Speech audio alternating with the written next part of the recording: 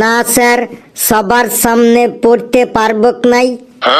ধর খাতাটা আর সবাইকে পড়ে শোনা রক্ত চোষা কাকে বলে, আর তুই সেটা কি লিখেছিস? শরীর খারাপ হবার পর ডাক্তার বাবু যখন রক্ত পরীক্ষা করতে বলে, তখন রক্ত পরীক্ষা করার জন্য রোগীর শরীরটো থেকে ইঞ্জেকশনের মাধ্যমে যারা রক্তটো টেনে বের করে আনে তাদেরকেই রক্তচোষা বলে। যেমন আমার ছোট মামা একজন রক্তচোষা, উনি ওনাদের গ্রামের সব রুগীদের রক্ত বের করে নিয়ে আসে টেস্ট করার জন্য।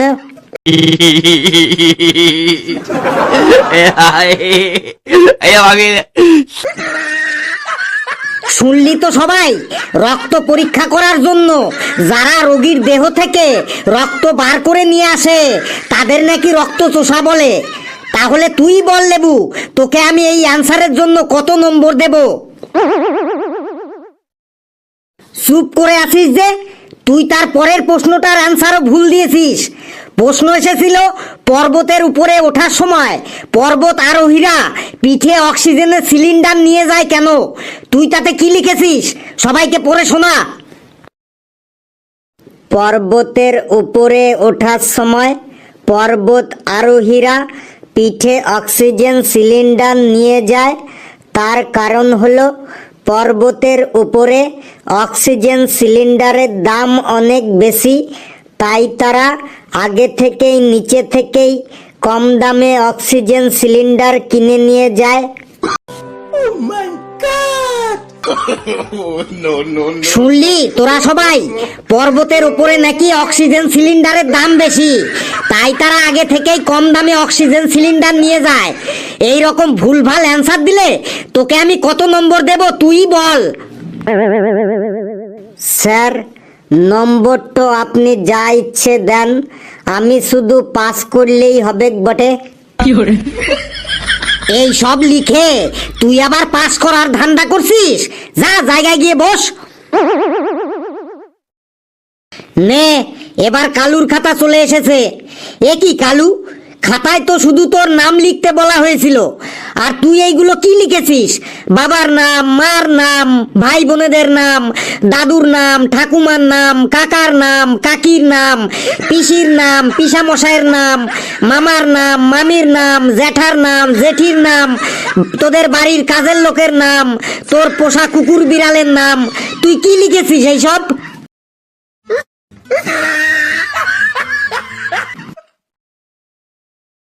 স্যার, হাতে অনেক টাইম ছিল তাই সবার নাম লিখে দিয়েছি। তারপর তোর রোল নাম্বারটাও তো ভুল লিখেছিস। আমাদের স্কুলে 10 ডিজিটের কারো রোল নম্বর আছে?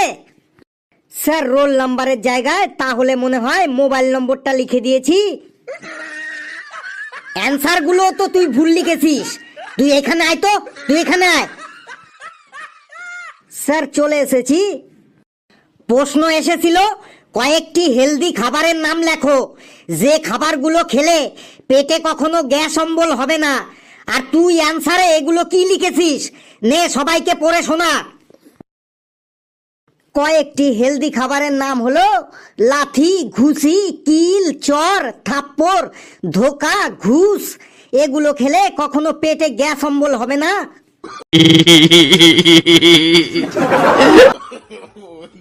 শুনলি তো তোরা, লাথি, ঘুষি, কিল, চর, ঘুষ, ধোকা, এগুলো নাকি সব হেলদি খাবার। তুই বল, তোকে আমি কত নম্বর দেব? স্যার, বেশি নম্বর চাই না, যত নম্বরে পাস হয় তত নম্বর দিলেই হবে। আবার আমার মুখে মুখে কথা বলছিস? যা, ভাগ এখান থেকে। এইবার দেখি কার খাতা এসেছে। ফেলু, এবার তোর খাতা এসেছে। তুই এসব কি লিখেছিস? কি যাতা লিখেছিস খাতায়? তুই ক্লাসেও যেমন ফালতু বকবক করিস, তুই খাতাতেও সেই ফালতু বকবকই লিখেছিস। সি সি সি সি। কেন স্যার, কি এমন লিখেছি? এই দেখ, প্রশ্ন এসেছিল বাঘ ও কুকুরের মধ্যে পার্থক্য লেখো, আর তুই এসব কি লিখেছিস? তোর মনে যা খুশি এসেছে তুই তাই লিখেছিস।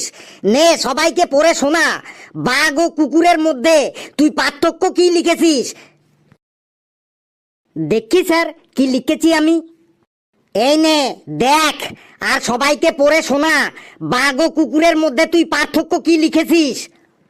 বাঘ আর কুকুরের মধ্যে পার্থক্য হলো বাঘ লিখতে দুটো অক্ষর লাগে বয়াকার ঘ বাঘ, আর কুকুর লিখতে তিনটে অক্ষর লাগে কয়সু কয়সু র কুকুর। বাঘের মধ্যে ক নেই আর কুকুরের মধ্যেও ব নেই।